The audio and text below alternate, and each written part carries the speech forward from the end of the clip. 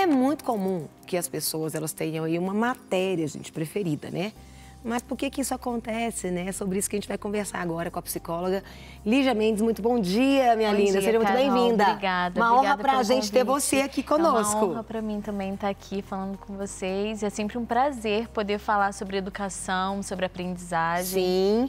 E vamos falar, você tem pergunta? Aproveita que a Lígia tá aqui, ó, 319-8402-9756. Coloca seu nome e o nome da sua cidade, pra gente honrar você aqui que está participando. Quando a gente fala sobre essa questão, Lígia, da gente ter uma matéria preferida. Por mais que você tenha uma matéria preferida, você pode ser bom em mais de uma matéria? Ou elas são sempre, às vezes, opostas uma à outra? Vamos explicar um pouquinho. Porque, às vezes, eu gosto de matemática, então eu não gosto de português. Eu gosto de português, então eu não gosto de matemática. É muito comum, assim, as pessoas acreditarem que você gostar de uma matéria invalida gostar das outras. Sim. E também essa é uma pergunta que todo mundo responde com facilidade, né? Sim. Qual a matéria que você preferia? Qual a matéria que você gosta? Qual a matéria que você gosta mais? As pessoas têm facilidade para responder. E é uma pergunta que os psicólogos da educação têm feito ao longo dos anos. Assim, como que as pessoas aprendem? Como que se dá essa aptidão para aprender melhor uma matéria e não outras? Sim. E tem um psicólogo, Gardner, que ele vem estudando desde a década de 80, tem uma teoria sobre as inteligências múltiplas, que fala que cada um tem uma aptidão maior para um tipo de inteligência. Sim. Mas isso não invalida que você aprenda, que você tenha o conhecimento com as outras inteligências também. Ele descreveu 9 tipos de inteligência, que a gente pode também... Como ele chama? Gardner. É um psicólogo norte-americano. Ah, que legal. Ele fala a teoria das inteligências múltiplas.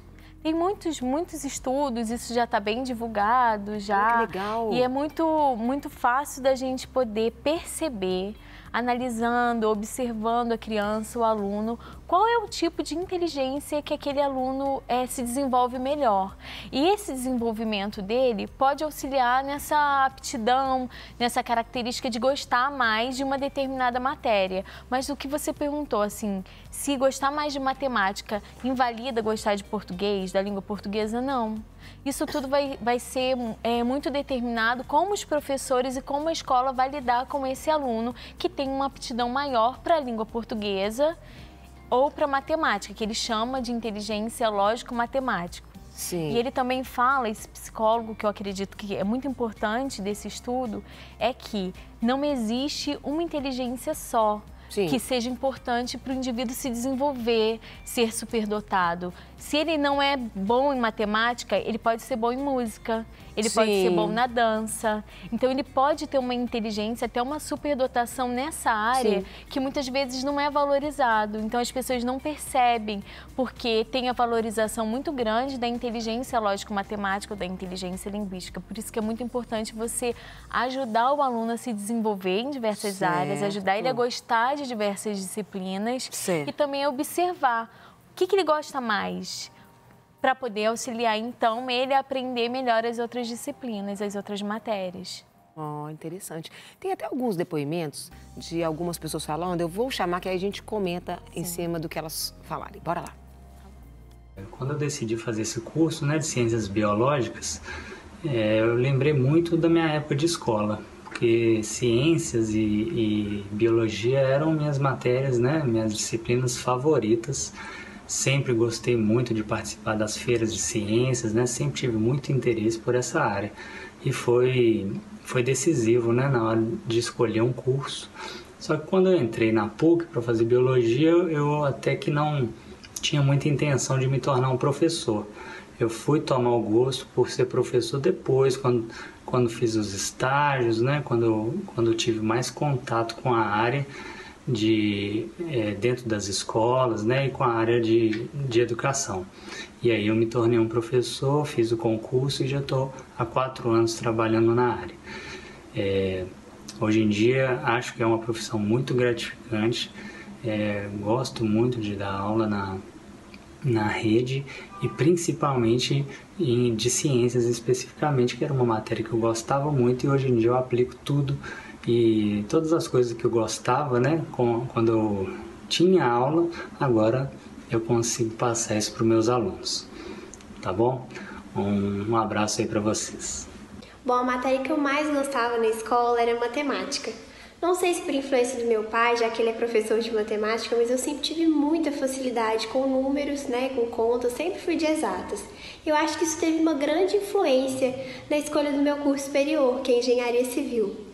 Eu vejo que essa facilidade que eu tenho, com matemática, com números e tudo mais, me ajudou muito no início do curso, já que a maioria das matérias são de cálculos, são de contas, para desenvolver mesmo o nosso raciocínio. E isso me ajudou muito, Eu tive muita facilidade com esse tipo de matéria. Uau! Eu queria perguntar, Lígia, por exemplo, a criança está ali na sala de aula e às vezes ela não se identifica com o professor. Ou, às vezes, ela sofre uma crítica do professor, às vezes, por uma identificação mesmo pessoal, não é nem que ela não é boa. Ela pode tomar aquela famosa birra.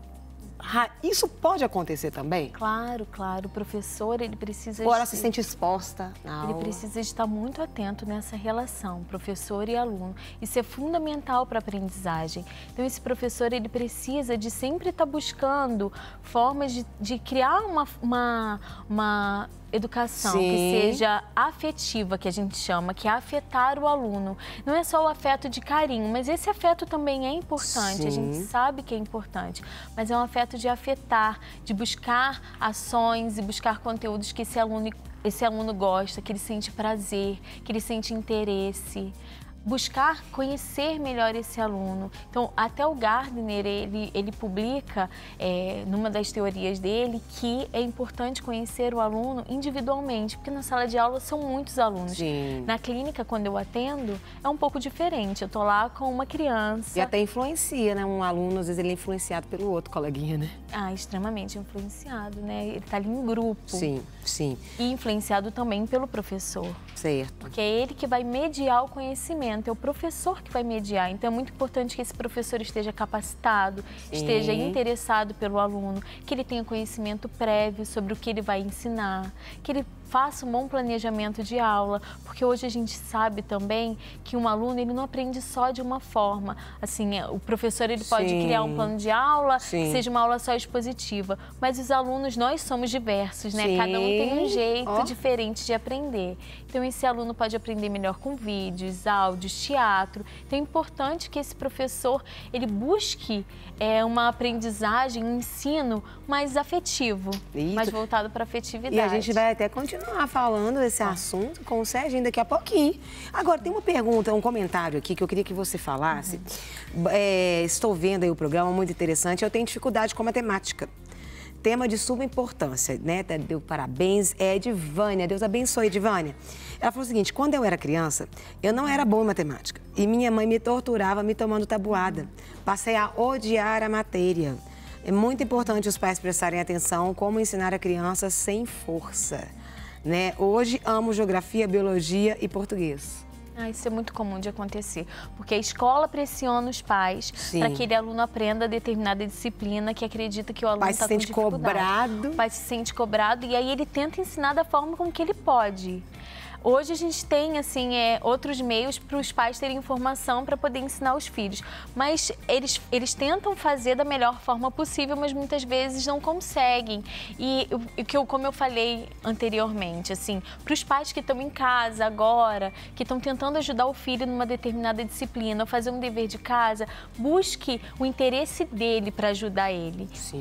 Ele gosta de música, então inventar uma música para ele aprender a tabuada, para tornar aquele momento mais prazeroso. Não quer ficar um segundo por fora da nossa programação? Agora você pode nos acompanhar através das plataformas digitais. Não perca tempo, acesse, curta e siga-nos.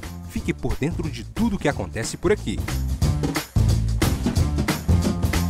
Rede Super, inspirando você.